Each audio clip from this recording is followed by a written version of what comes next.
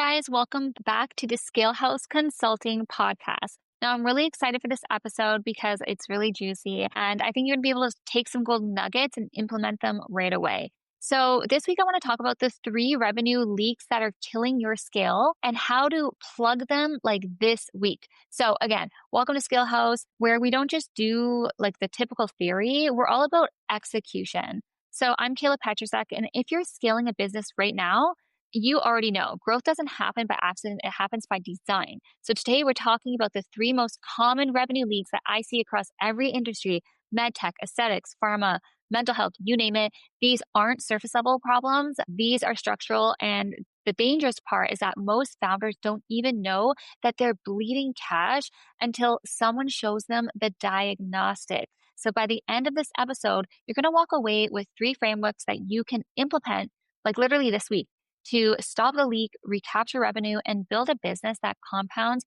not just grows. So let's get into it. Most businesses have 1 offer, maybe 2. And well, some have a bunch, but typically, right? And we're talking about main offers. And they wonder why their revenue can flatline. So here's the truth. Your customers exist at different stages of awareness, trust, and buying power. So if you only have 1 entry point, you're leaving about 60 to 70% of potential revenue on the table. So I call this the offer stack problem. You're either overserving low intent buyers or you're underserving high intent ones. Either way, you're compressing your own ceiling. So here's what I want you to need here. The minimum, right? It's the gateway offer. So there's low cost, high value that's going to build trust.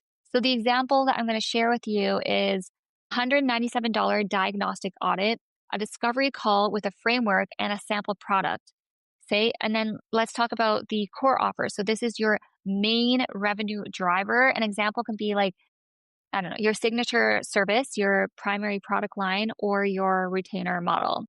So then there's the ascension offer. So this is your high ticket transformational limited capacity. And an example of that would be like a done for you implementation, executive advisory, custom builds. Now, why this works. When someone isn't ready to spend 10K with you, they're not saying no to you. They're saying not yet. But if you have nothing for them to say yes, then they're just going to leave. We always have to give people a reason to move. And this is where a lot of people like drop the ball. And what happens is that people just, they forget that you exist. So the gateway offer is going to capture intent at that early phase. The core offer is going to monetize trust. And then the ascension offer maximizes that lifetime value for your best clients. So I want to share some action steps for you to take this week. Look at your current offers. Do you have all 3 of the tiers that I talked about? If not, start here. What is a no-brainer offer that you can create in 48 hours that gets someone into your ecosystem? Okay.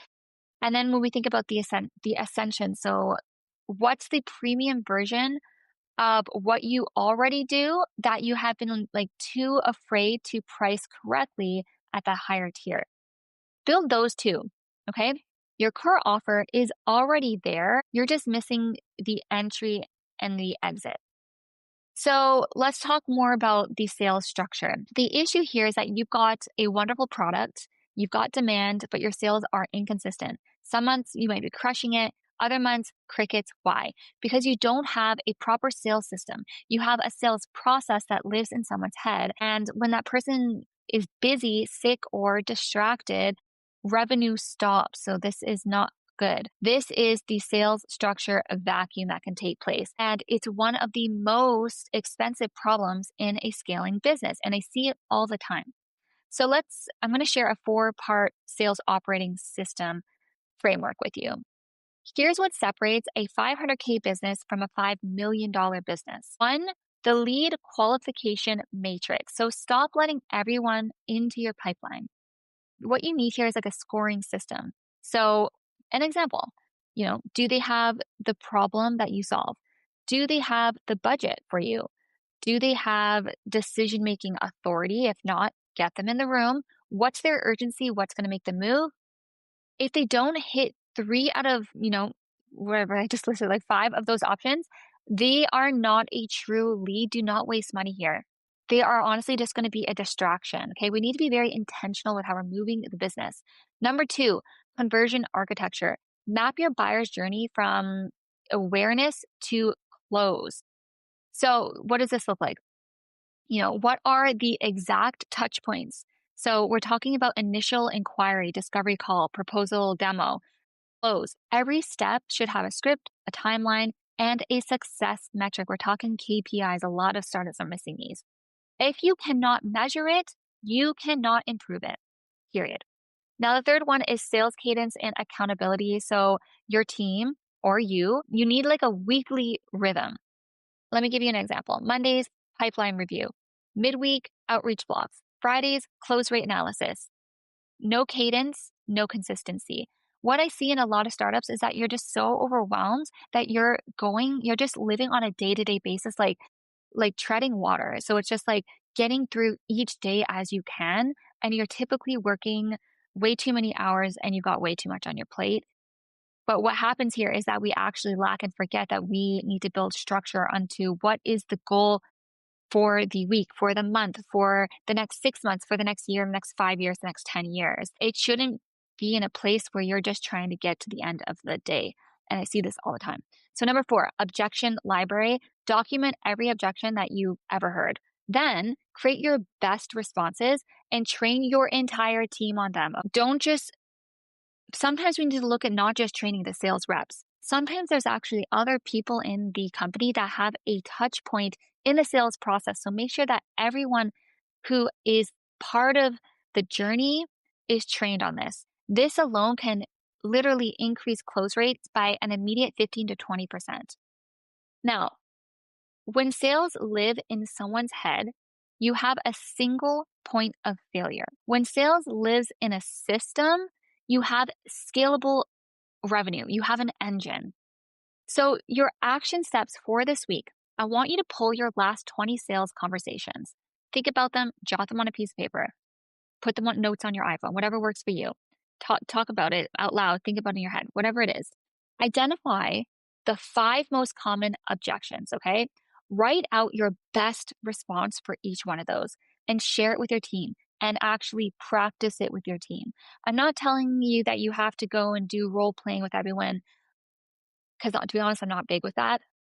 Some people love it, some people hate it. But what I am saying is that we do need to incorporate things that work for everyone to make sure that each of your soldiers, that your teammates on the road got this down, because this is very important and this is a huge bottleneck. So what is your objection library? Figure it out. Do this exercise. Honestly, it can literally make you thousands and thousands of dollars and just put you on a whole new trajectory. So by doing this, you just increased your close rate without spending a single dollar on ads or whatever it may be. So take it or leave it, but it's going to do good. Now, you're great at what you do. No doubt about that. I know that you are. Us entrepreneurs, we work hard.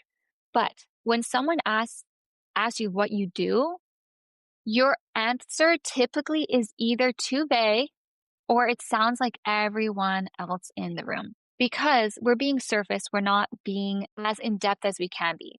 I'm not saying you're not being genuine, because that's not the case, but a lot of people give surface level answers on questions that are not surface level.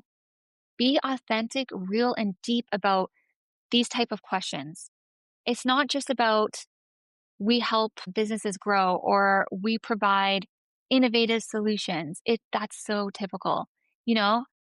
We're full service. No, cool. So is everyone else. This is the positioning gap. And it's why you are competing on price instead of value, guys. This is so important. This is what literally can take you from struggling to super successful, because if you nail this and if you figure it out with your audience, you will never have to worry about money again. That's how important and detrimental this can be. We need to figure this out. It's why clients ghost you. It's why referrals are not converting. You have not defined your unique mechanism, the how behind your what. Okay. So here's how to position yourself so that prospects self-select and competitors just become irrelevant.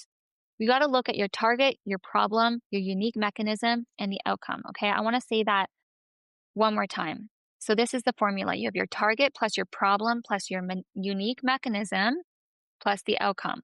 Example, we help device startups in medtech target who are stuck at 2 to 5 million revenue. Problem, scale to 10 million plus using our national sales force blueprint, unique mechanism here, without hiring a VP of sales or burning cash on agencies. The outcome, now compare that to something like, surface, like we help businesses grow their sales. Boring, like, okay, you're just like everyone else. Do you see the difference here? We need to get specific and just really, really real. Like, feel it when you talk about it.